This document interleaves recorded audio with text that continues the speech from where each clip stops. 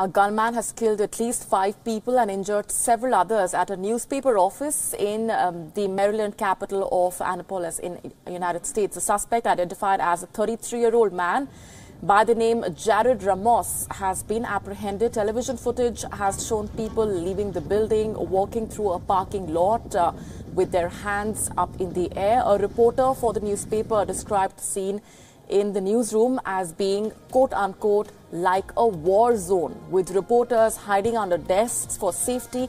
As a precaution, police forces have been deployed at offices of all major media outlets in Baltimore and New York City. For now, police are treating this shooting incident as a local incident and not one that involves terrorism.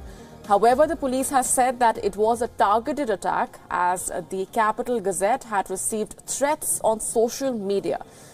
The Federal Bureau of Investigation is on the scene assisting local authorities. Meanwhile, President Donald Trump has returned to Washington from Wisconsin after reports of the shooting. Donald Trump walked across the White House lawn without speaking to the media personnel. Earlier, President Trump expressed condolences to the families of the victims and thanked the first responders on the scene. Do you have any words of condolence for the families, Mr. President? Why are you walking away? Why won't you come and talk to us about that? Yeah, I can confirm that we have the suspect in custody. They're currently interviewing him right now. The only other information that I have from questions that was asked earlier is we don't have an identification on him yet. We do know he's a white male, adult male, and the gun that was used is described as a long gun. So I don't have the specifics on that, but we do know it was a long gun. And as we continue to get information, we'll make sure that we continue to put that out. The building is secure from a tactical standpoint. That means that right now we believe that there are no other shooters in the building, but it has not been cleared from an investigative standpoint. So once the QRT and the members of the SWAT team leave the building, the investigators will go in, and then we will start the process of putting the investigation together. And our correspondent Andy has, in fact, filed this report for us. Take a look. Once again, after a mass shooting, Americans are asking the question, why? Here's what we do know. The suspect, a white male, apparently shot his way into the building that houses the Capital Gazette. That's the daily newspaper of the capital city of Maryland in Annapolis.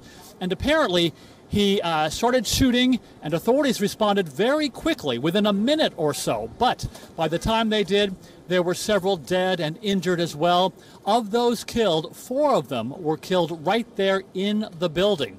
And authorities say it doesn't look like this suspect took a lot of care in figuring out how to plan out this shooting. They said it was very haphazard, without a lot of planning. In fact, they found him cowering underneath a desk in the newspaper, and that's very unusual because usually mass murderers here in America either kill themselves or they are shot in a shootout with police.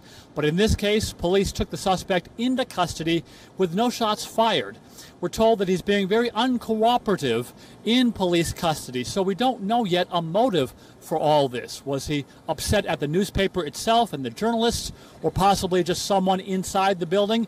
We don't know that yet. Also, authorities say they found some sort of incendiary device that the suspect had with him. That was neutralized. But in the meantime, there are lots of fears in newspapers around the country and news outlets over this. Again, without knowing exactly the reason why he did this, several newspapers, large newspapers, have started beefing up security here in America. But this newspaper, the Capital Gazette in Annapolis, Maryland, is more of a smaller newspaper, not really a large outlet. So there's a lot of grieving there going on. And until we learn more from the suspect about why he might have done this, or till we hear from his friends or associates or family members about why he might have done this, we just don't know. And we'll certainly have more information for you as we learn it. Andy Roaston reporting in Chicago for WION.